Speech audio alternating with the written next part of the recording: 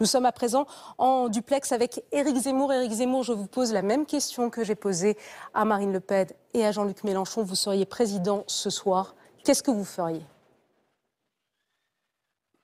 Écoutez, d'abord, je condamnerai et je condamne l'intervention militaire de Vladimir Poutine.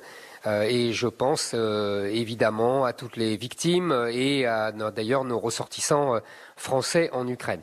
Mais on ne peut pas répondre à cette question sans voir un peu le passé. Et j'ai, dès le 14 février, souhaité qu'il y ait une grande conférence pour traiter enfin ce qui n'a pas été traité depuis des années, depuis la révolution de Maïdan en 2014, depuis l'extension de l'OTAN à l'est de l'Europe.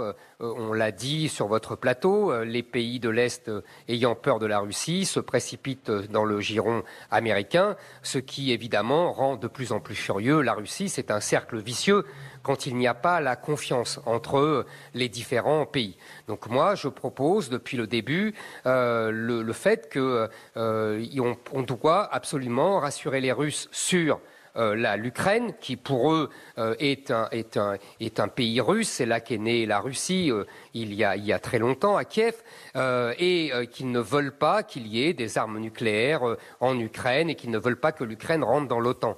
Et en échange, la Russie aurait accepté l'intangibilité des frontières de l'Ukraine. Je pense que c'eût été un bon accord et que j'ai pensé que la plupart des responsables occidentaux pouvaient le porter, et en particulier la France.